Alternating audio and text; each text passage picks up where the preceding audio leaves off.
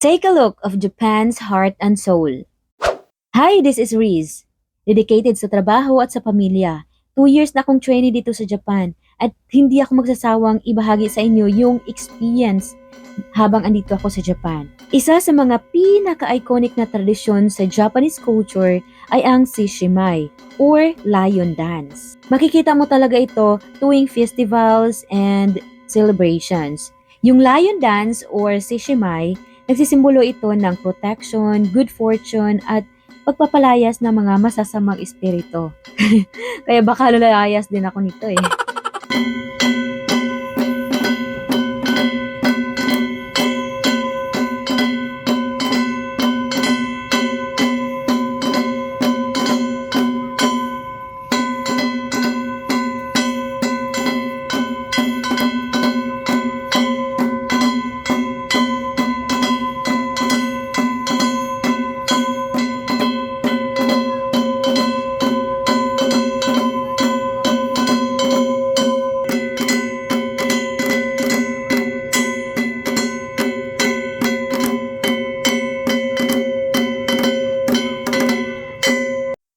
Ang dami ring magpe-perform, iba-iba ata yung mga pangalan nito, hindi ko lang alam kung anong performance nila, pero sobrang masaya talaga siya kasi hindi mo lang talaga iniisip na boring or something, pero meron talagang deep connection para siyang nag-aano din, para siyang symbolizes din siya sa parang faith din nila kasi ang daming gods ng mga Japanese. They believe in millions of gods. So ang Japan ay hindi lang kilala sa mga teknolohiya at kagandahan ng mga nature, most especially sa kanilang belief sa aspeto ng kanilang paniniwala ng napakaraming Diyos.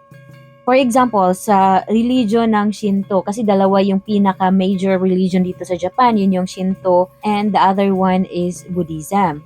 So, sa religion ng Shinto, naniniwala sila na merong 8 million gods. Tinatawag nila itong Yaoyuruzo no Kami or 8 million gods. Pero hindi ito literal na 8 million ang god ha. Ibig sabihin nito na napakaraming kami, hindi mabilang, hindi masukat. It's a vast. Ang mga kami or god, kami ang tawag sa kanila yung god, ay maari makita sa kahit saan, like sa bundok, ilog, sa mga kahoy, at kahit sa hangin, pati na sa tao, like sa mga ninuno in the past, ang mga, like for example, yung abstract or concept tulad ng karunungan at peace, bawat movement ng hangin or di kaya yung pagtulo ng ulan, mararamdaman mo ang presensya nila. Isang paalala na ang lahat ng bagay ay, sa mundo ay konektado at may spirit. Gayunpaman, kahit gaano kadami yung mga belief ng mga Japanese, believe na believe talaga ako sa mga Japanese at sa Japanese culture syempre. Mostly, hindi naman talaga sila mababait. Pero, alam mo yon, yung napaka-plastic nila na pipiliin para rin nila yung magiging harmony, pipiliin pa rin nilang manahimik kasi ayaw nila ng gulo. Yes, mga marites din yan sila. Kaso, ayaw nila ikang pag-usapan dyan sa mismong harap mo. Ayaw ka nilang ipahiya. Or minsan, nag-uusap sila sa harapan mo kasi akala nila hindi mo sila naintindihan. Diba? Mas maganda pa rin naman yun. Kahit sabihin mong plastic, pero at least, ayaw nila ng gulo. Itong festival pala nito, ito ay Shishimai. Mostly talaga parating merong event na ganito kapag October. And then, para siyang fiesta. Hapon talaga nagsisimula hanggang gabi. Merong mga performance. And then, meron din silang mga iba't ibang mga pakulo tulad ng mga raffle. And nagbibigay din sila ng mga mochi. Ito, tingnan mo, nanalo nga si Ariza. Okay, ay! 見てください。毎日取る。25番。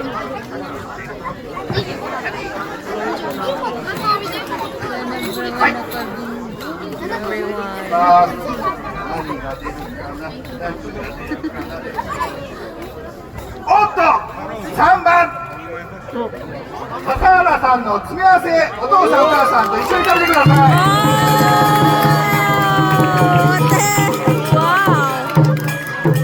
おめでとうございます。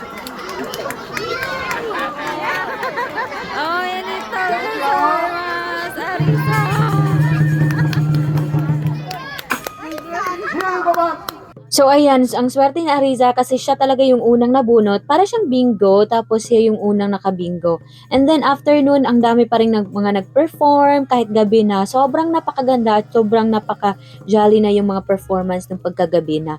Tapos napaka-interesting siya kasi akala mo talaga boring siya at first, pero pag intindihin mo talaga ang ganda ng mga tema. Yan na muna for now, ang dami pa nating isi-share sa mga lahat ng mga event na napupuntahan natin dito sa Japan. Please follow for more kung gusto niyo ng mga content na ganito. Ja, mata yoroshiku ne?